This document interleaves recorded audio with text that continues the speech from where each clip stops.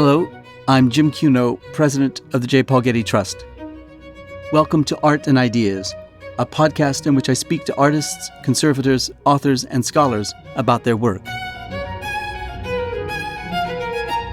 Cultural heritage has something to say about poverty alleviation, about gender inequality, about resilient communities, about people eating, and we need to really make that clear.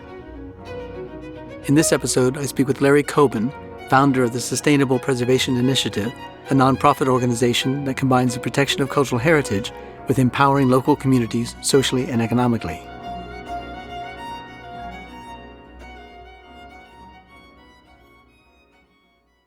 Larry Coben is part energy executive, part archaeologist, and part social empowerment entrepreneur. In 2010, he founded the Sustainable Preservation Initiative as a means of giving local communities the tools to protect nearby threatened archaeological sites. SPI, as it's commonly called, is currently working in Peru, Guatemala, Jordan, Turkey, Tanzania, and Bulgaria. To learn more about his important work, I sat down with Larry while he was at the Getty as a visiting scholar, contributing to the Scholar Year theme of art and ecology.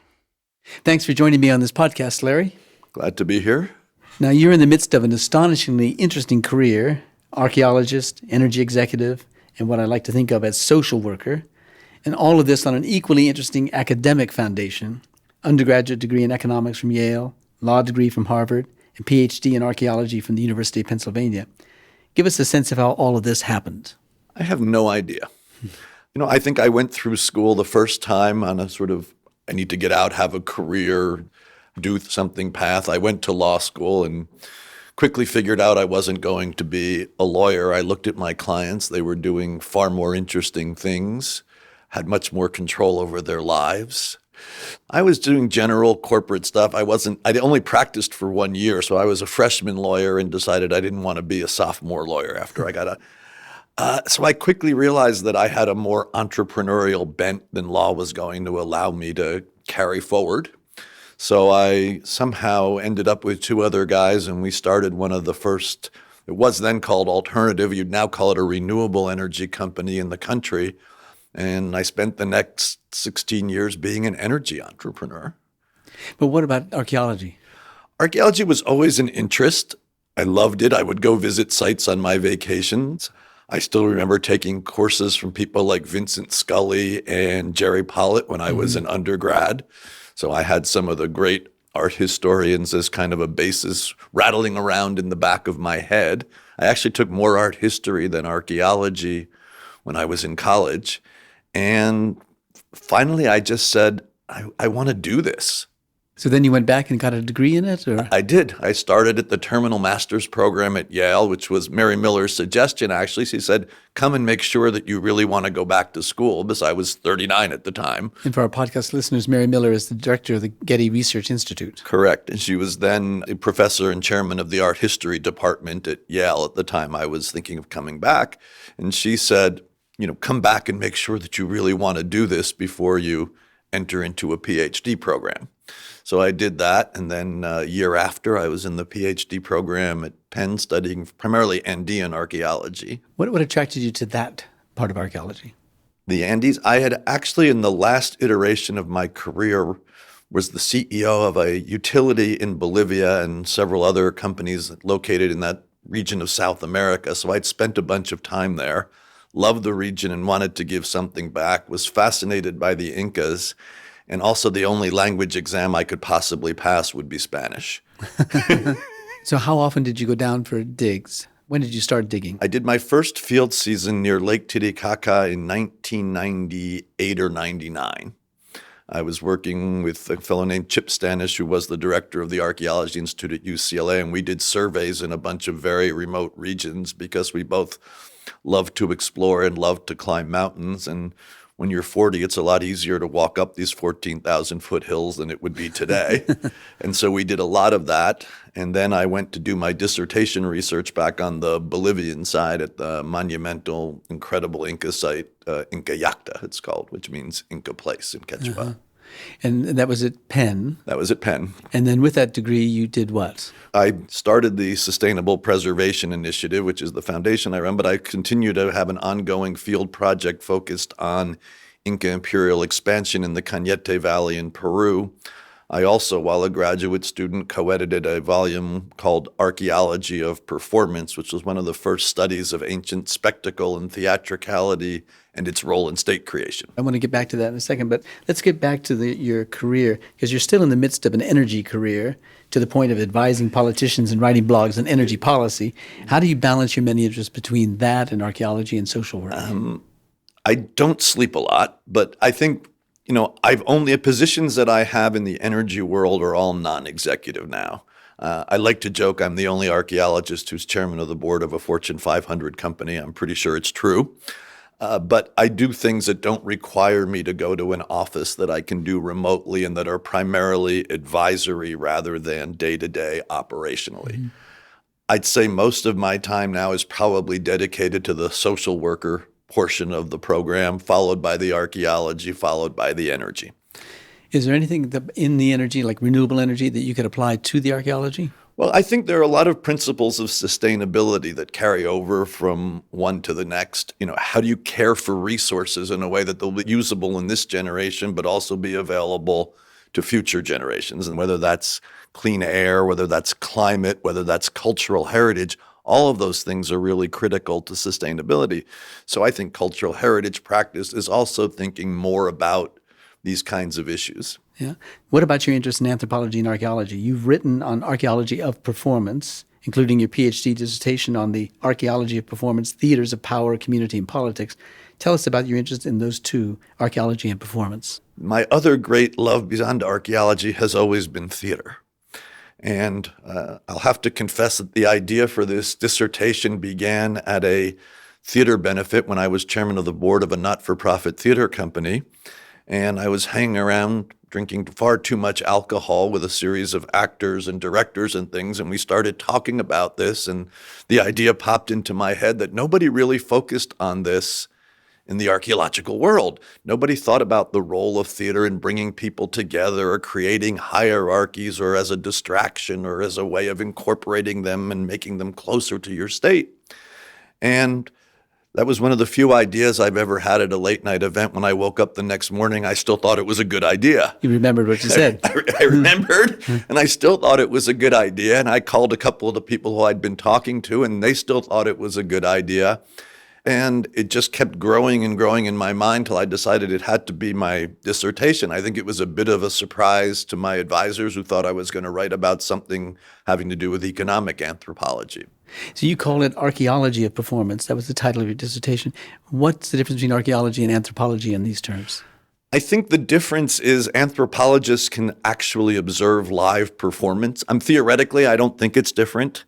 Methodologically, it's how do you take performance into account given its more ephemeral nature when you can't observe it, you can't film it, you can't record it, you can't interview people who are participants or in the audience. Mm-hmm.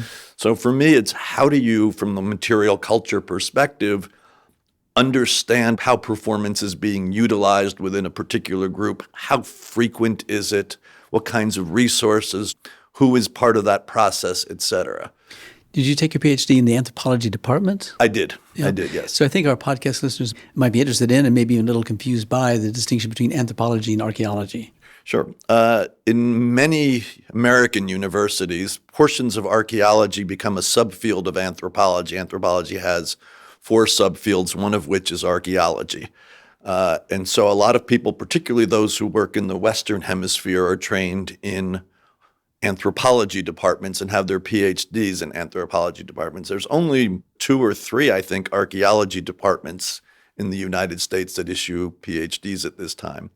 It's really a vestige of university departmentalism, but I think anthropologists have a different perspective in how they do analysis in terms of the kinds of issues upon which they're focused, things like social organization, power.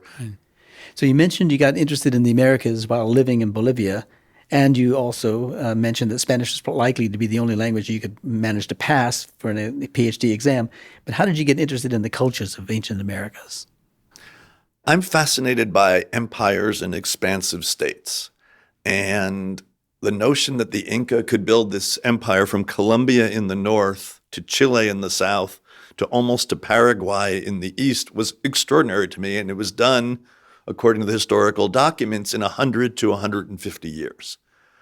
And I was like, how can you grow an empire that quickly, especially when you're lacking some of the technological indicia that we take for granted, like a written language, like a wheel, things of that nature. So I was and remain very interested in strategies of expansion and incorporation and conquest. Mm-hmm.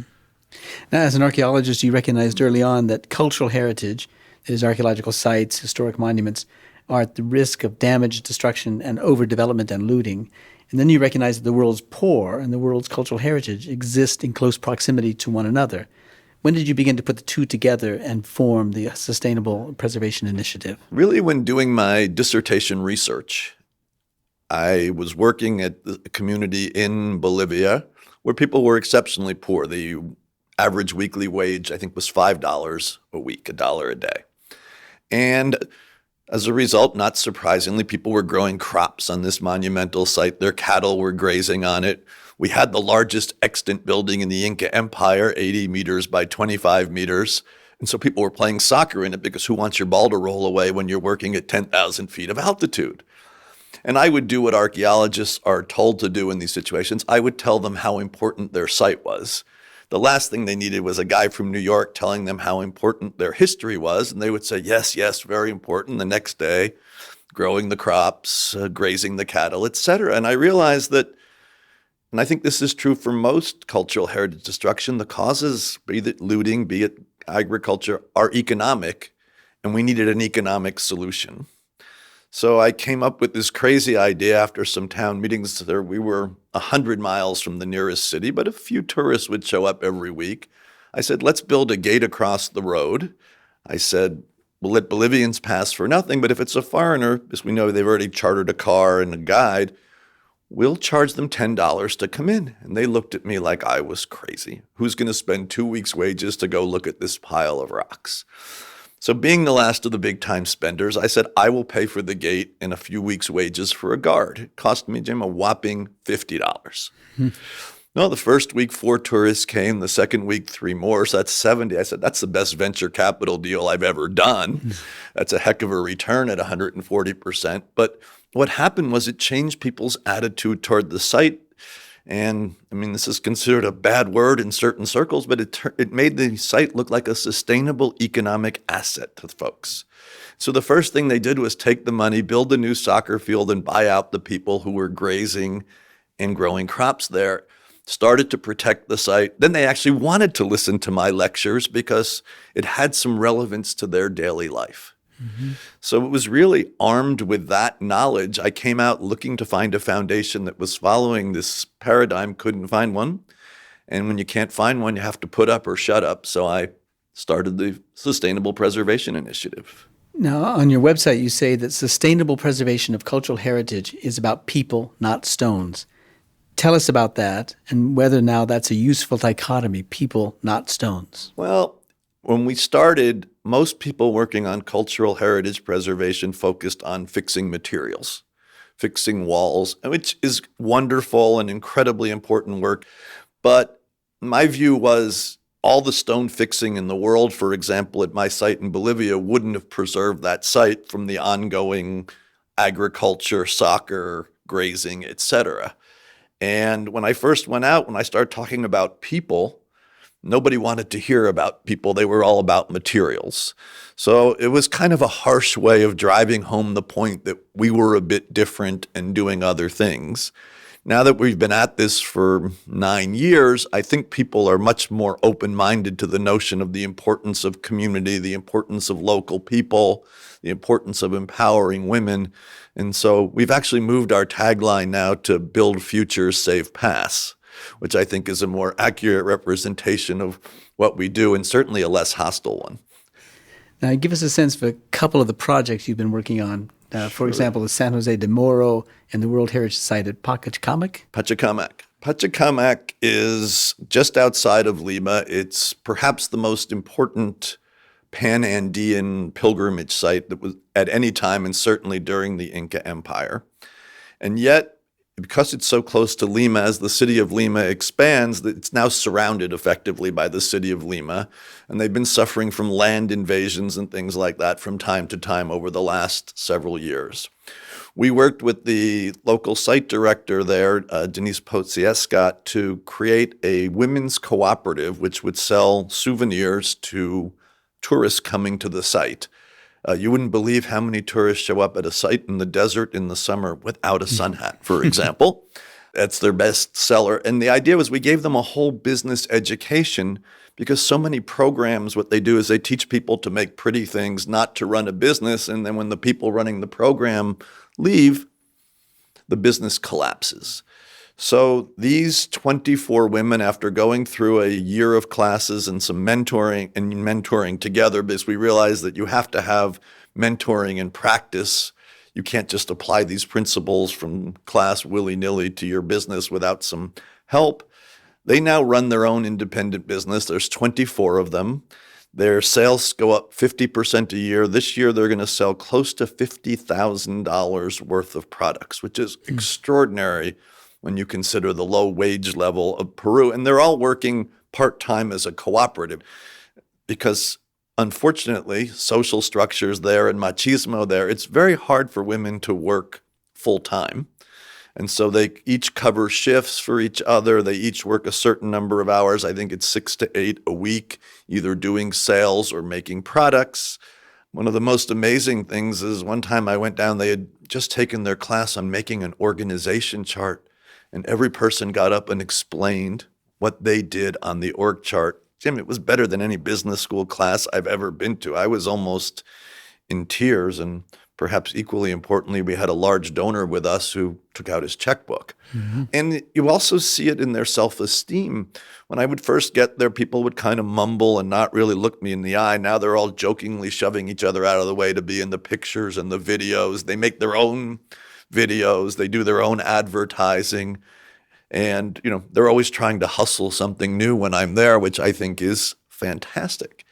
And what it's done is it's changed the nature of the relationship between the site and the surrounding communities. Mm-hmm. There haven't been any invasions or looting incidents since we started the program. And obviously, I can't take credit completely for that, but I think it's a big cause.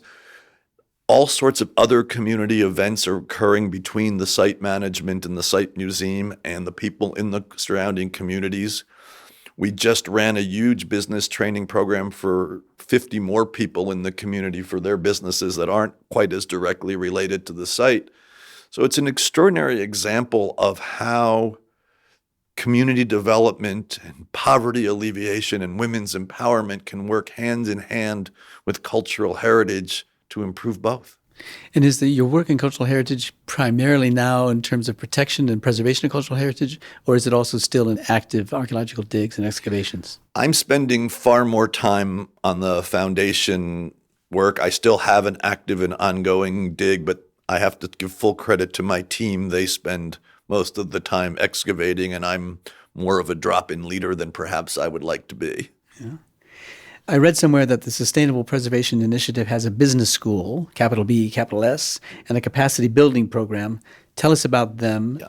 It's been fascinating. One of the things we started to do as we were training people, like in Pachacamac, as I was describing, was it wasn't enough to teach them to make pretty things. We had to teach accounting. We had to teach how can you register your business with the government, because otherwise you can't take a credit card.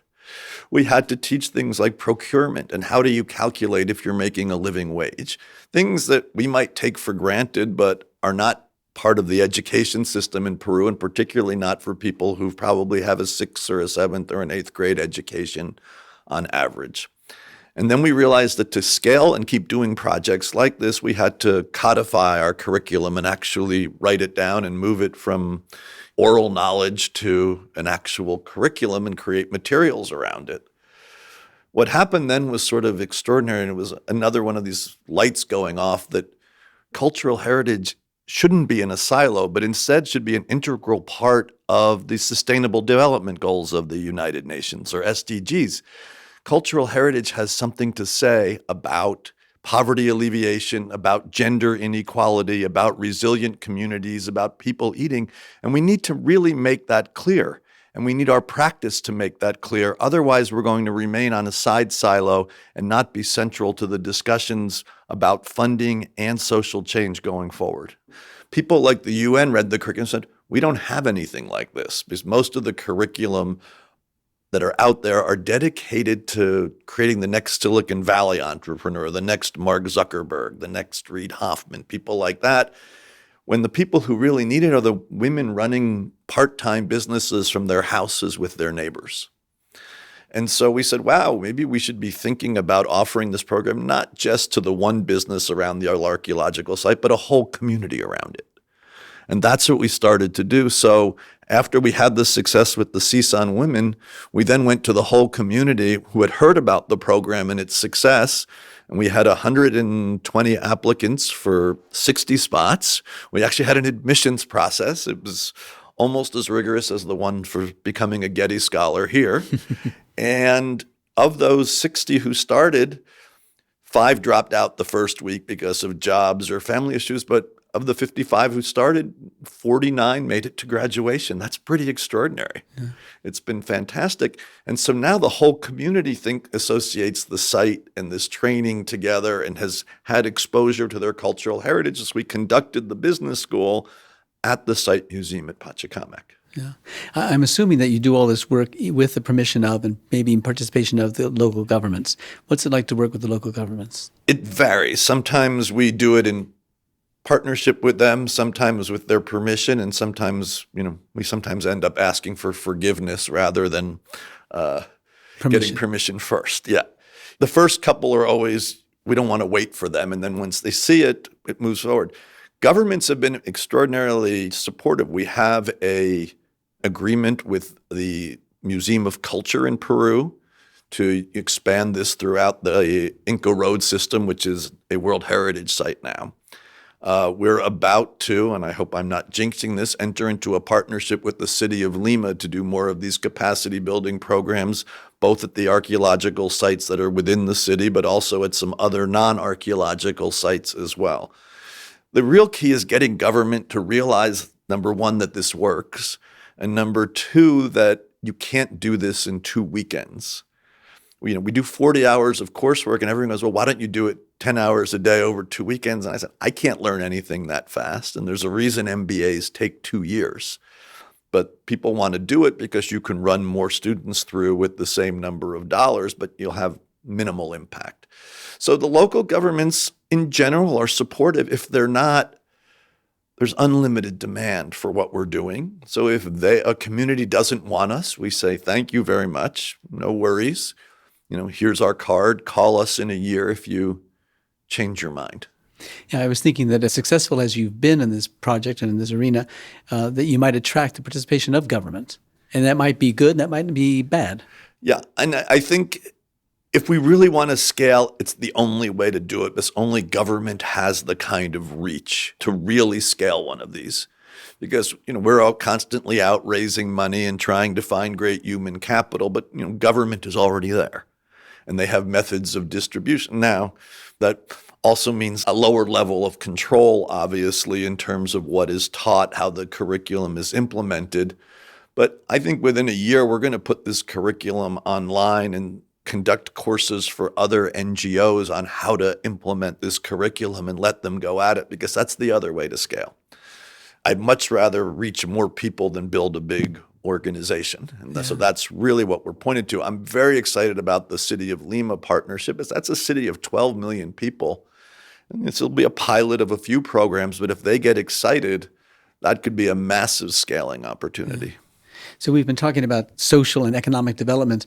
Is there a danger in overdevelopment, and is there an inclination to overdevelopment, or is it so dependent on the kind of tourist trade that they realize that putting that at risk will be a problem? One of the reasons we have moved toward the business school program is those involve non-touristic businesses as well. So you're getting a balance between tourism-related businesses and simply businesses that are serving other people in the communities around the sites. We haven't seen overdevelopment. We're talking small startup businesses that characterize these types of programs. I mean, there's a few sites in Peru like Machu Picchu. They need different kinds of programs for what they're doing to control their growth rather than actually to create economic growth in the community around that's adequate for people to alleviate their poverty, because poor people can't afford to preserve their culture. They want to. They love it every bit as much as you and I. But if it comes down to preserving your culture or taking that stone to fill the hole in your house or growing a crop that you can't otherwise, or even looting a pot to eat, you know what people are going to choose. Yeah. We've been talking a lot about development, economic development in archaeological sites and the sensitive areas of archaeological sites. I know that one of the greatest technologies that has been developed to help with archaeological sites and the discovery of them is LIDAR and other remote sensing technologies. Is there a danger, though, that finding those things will then attract development in those areas, tourist development, putting them at risk before they've actually been excavated? I think there is a risk. I think we've already seen that, I think a lot of looting takes place by people who work on archaeological crews. You teach people where they're going to find the coolest stuff, and then you leave, and those folks are still there without a job, and they go and they dig in the similar places and find. Guatemala, where they've just found all these sites, is going to be an incredible test case of what you're talking about, because they found so many pyramids, so many road systems that the Ministry of Culture is not going to be able to protect them all. So it would not surprise me to see higher incidences of looting in those areas, even though people haven't published specific site locations. But if archaeologists have access to LIDAR, presumably the looters would have access to LIDAR too. LIDAR is now portable enough you can put it on a drone. Yeah, or governments will use it to put roads through archaeological sites or other kinds of development. Yeah, I mean, it will really take the battle to the federal level in terms of, how much of this are you going to protect and how much of this are you going to destroy? Yeah. Because right now, under forest cover, in general, it's pretty well protected because it's inaccessible to everyone. Yeah. Now, you're here at the Getty Research Institute during a scholar year exploring art and ecology. That's the topic of the year. What are you working on, and how does it relate to the scholar year theme? Well, I'm working on some of the things we've been talking about. I'm really writing about how sustainability and environment relate to archaeological practice, how we need to incorporate local communities and their landscapes into that practice. So I've been focused really on trying to bring culture, art, archaeology more into the center of policy discussions. There's far more people who seem to be focused on the environment or ecology, sadly, or for better or for worse, than on art and culture. And I'm trying to kind of break down that divide a little bit here and talk about how all of these things actually can be marching hand in hand, not just to preserve the past, not just to preserve our environment, not just to solve the climate change problem, but for people to have better lives, better educations. And so how do you move cultural heritage from the silo in which it frequently exists to the center? Mm-hmm. Mm-hmm. So what's next for the Sustainable Preservation Initiative? A massive expansion in Peru. We're going to a continued expansion in Tanzania. And we're looking very hard at third and fourth countries right now. We will probably remain focused on this capacity building program. And as I said, I hope within a year we will have a way that others can adopt this with some help from us, because just putting a curriculum up doesn't work. But, our new mission statement, as much as anything else, is to bring this basic training to as many women and marginalized people in the world as we can. And by doing that, allowing them to build futures and save pasts. Yeah. You mentioned Tanzania. What took you to Tanzania, and what are the prospects of success there? We already have 2 successful projects there. It began with, I gave a talk at Rice University, and there was a professor there who said, I think Tanzania would be perfect for this. And unlike a lot of people who say that, he actually followed up, and we went and met with 2 professors from the University of Dar es Salaam who understood that social entrepreneurship was actually critical to archaeological heritage management and site preservation, and had written on that.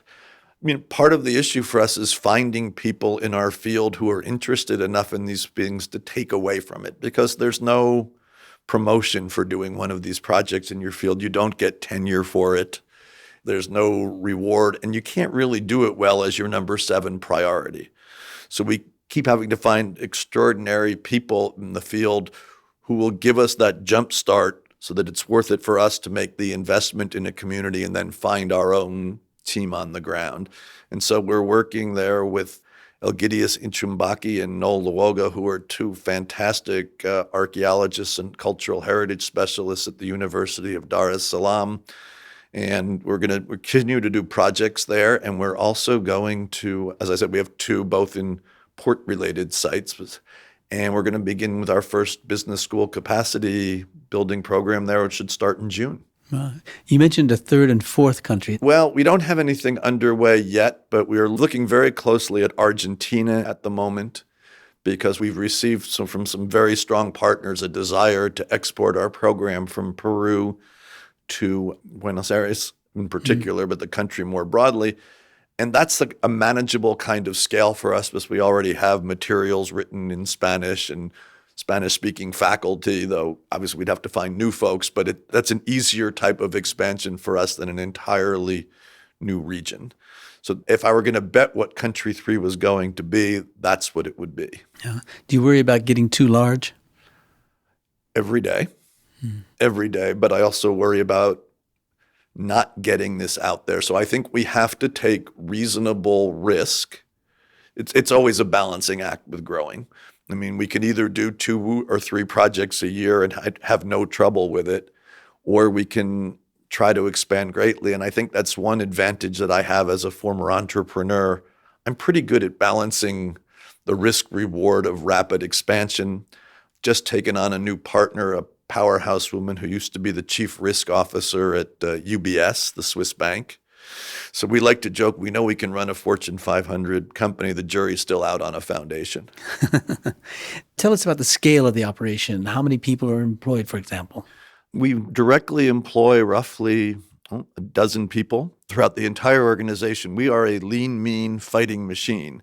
Now, we have a lot of part-time people who come and teach particular classes or do particular things as consultants.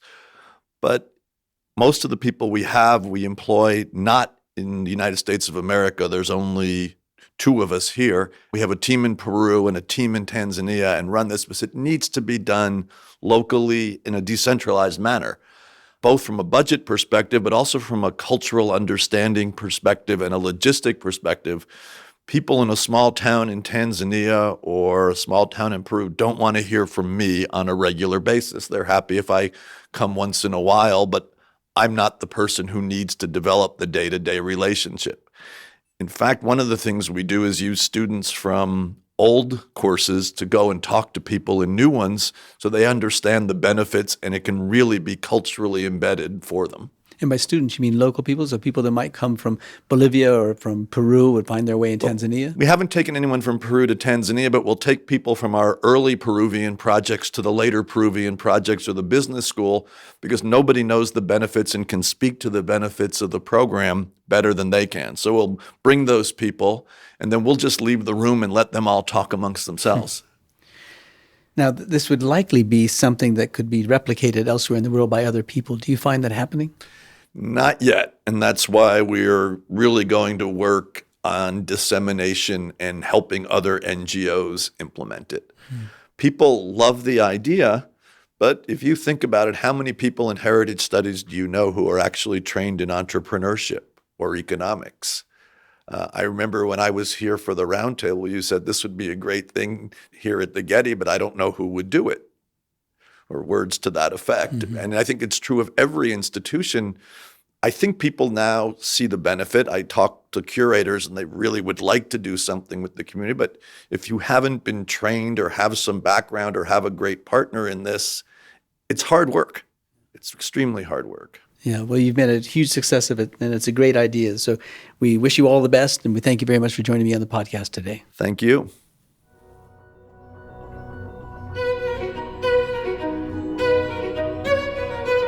This episode was produced by Zoe Goldman, with audio production by Gideon Brower and mixing by Mike Dodge-Weisskopf. Our theme music comes from the Dharma at Big Sur, composed by John Adams for the opening of the Walt Disney Concert Hall in Los Angeles in 2003. It is licensed with permission from Hendon Music. Look for new episodes of Arts and Ideas every other Wednesday. Subscribe on Apple Podcasts, Spotify, and other podcast platforms.